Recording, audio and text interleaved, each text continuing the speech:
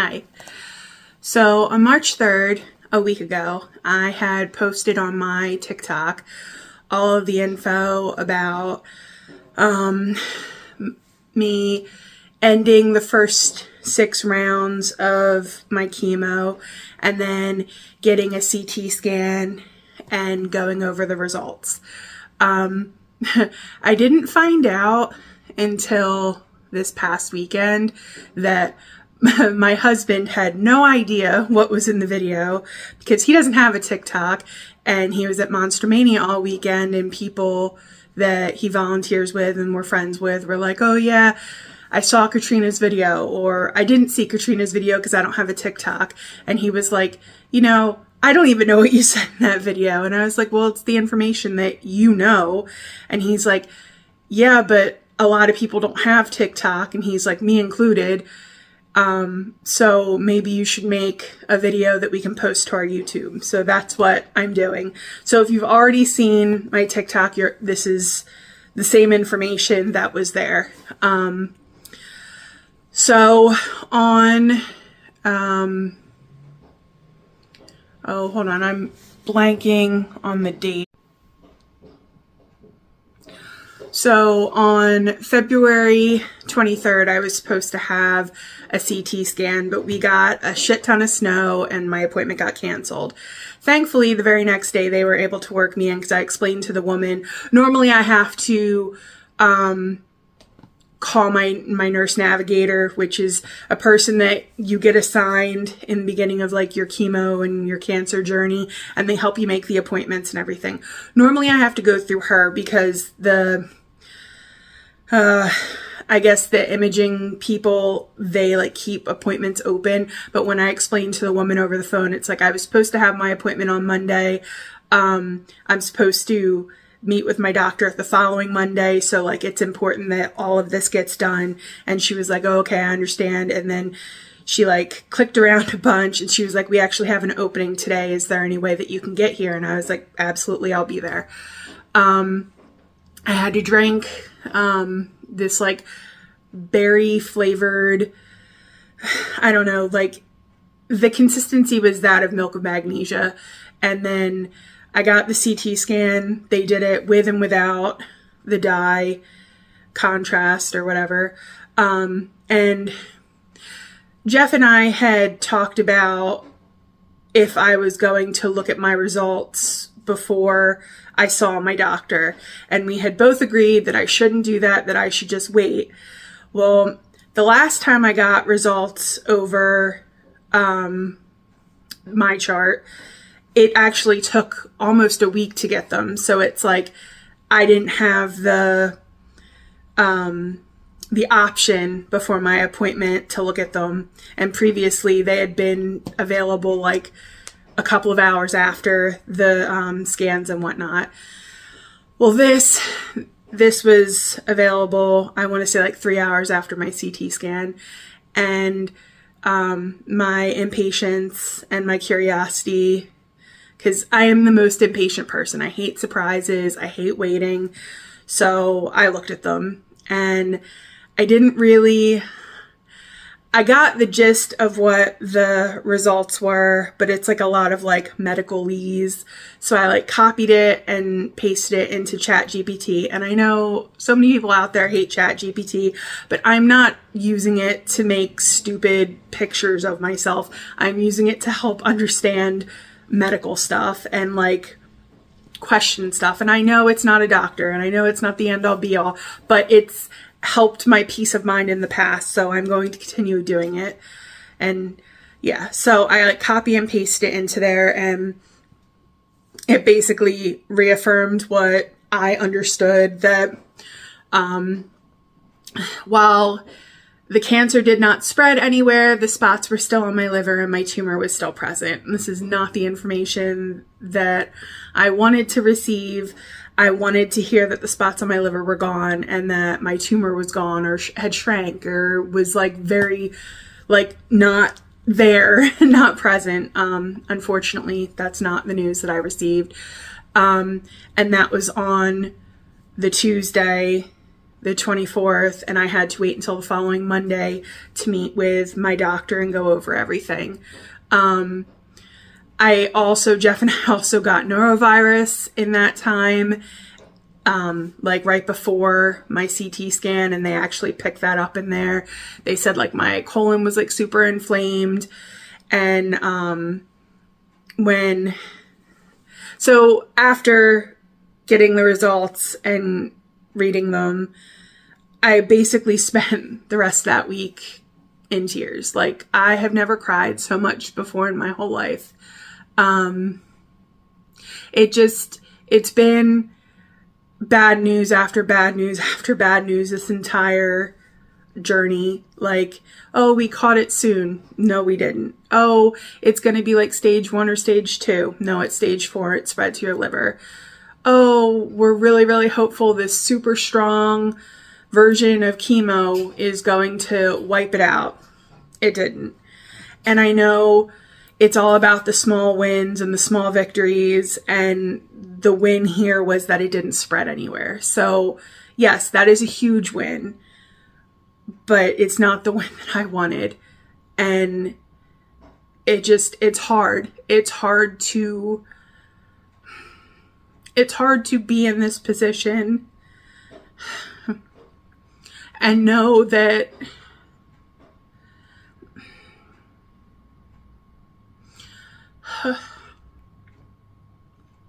it's hard to be in this position and know that the likelihood of me seeing 5 years from now is only 13%. And with the chemo not working the way they had originally wanted it to, it makes that 13% so much, like, more prevalent in my mind. It's like,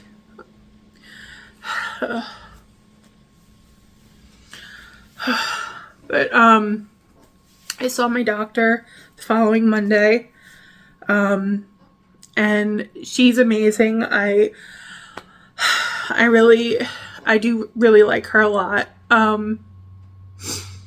And Jeff came with me to that appointment, and we went over everything. And because the initial chemo didn't work how they wanted it to, and again, she said, didn't spread. So that is like the victory, like the win. It didn't spread.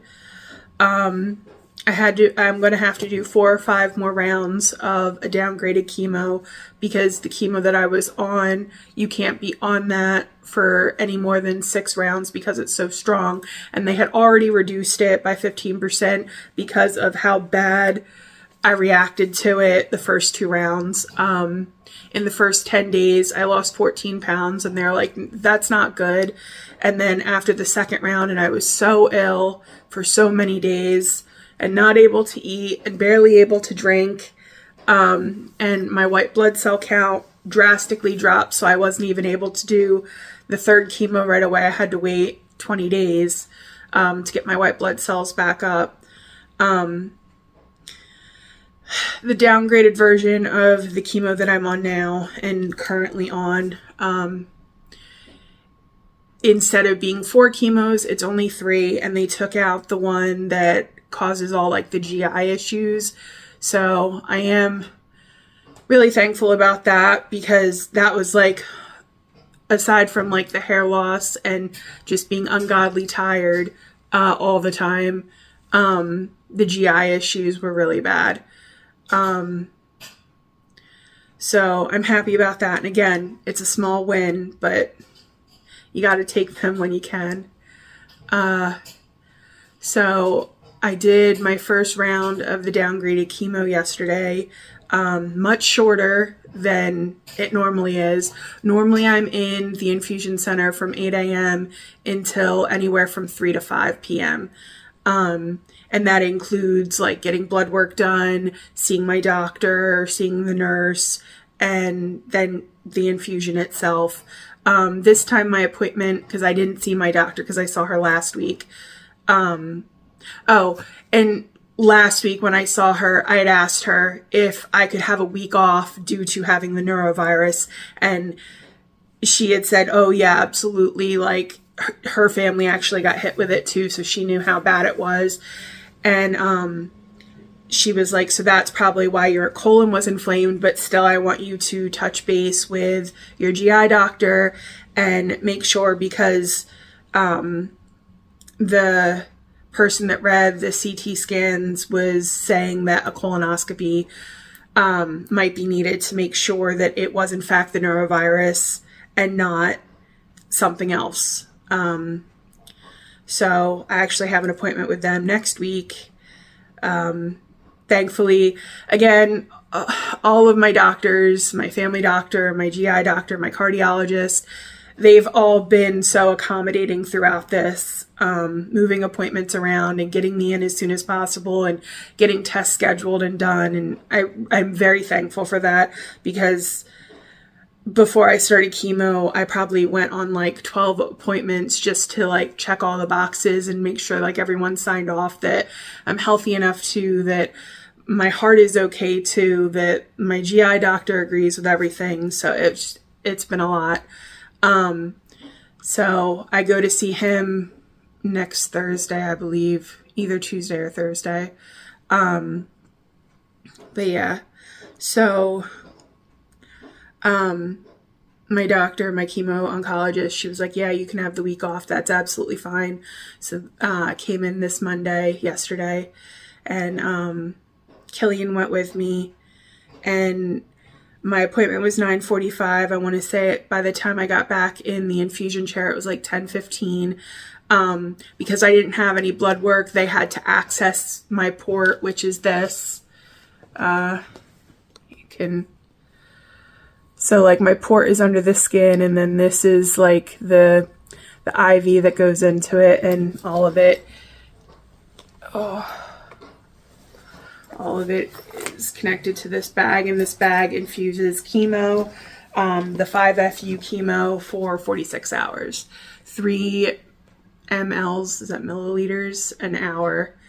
And this one, I don't think I've had any side effects from this one, because again, like, I don't know which chemo it is that I'm on that causes the hair thinning, which I have dealt with, and the irinotecan, that's the one that causes the GI issues, and the oxaliplatin, that's the one that causes the neuropathy, and I definitely have been dealing with that. But again, that's it. It's so small in the grand scheme of things. It's just don't touch anything cold and wear gloves when you go outside. They're very easy. It's very easy to fix. The hair thinning, not so much, and I did have to cut my hair, but yeah. But yeah, so I'll go in tomorrow. I'm not sure what time exactly. I know my appointment is for, I think, 1:15, but it's like whenever the bag is done infusing, you just go in and they unhook you. And I do have the option to get fluids and steroids tomorrow, but I'm going to see how I feel and probably not get that, because I do feel okay aside from being tired. But yeah, I think I talked about everything that I talked about in my TikTok. I don't know. I think I did. Yeah. So I think Jeff said that he was going to post this as an update in the GoFundMe. If you're seeing this and you've donated, thank you so much. Chemo is stupid expensive, and all these doctor's appointments are stupid expensive. So thank you for helping me cover the cost of all that. It's been super appreciated. And if you came to the benefit that our friends put on, thank you for that. And if you've just been following along with this journey since October and giving your word of support, we appreciate that too. Yeah, this sucks, and I wish I wasn't going through it, but it's definitely been easier with all of the love and support that I've gotten from you guys. So I really appreciate you guys. Thanks so much. Bye.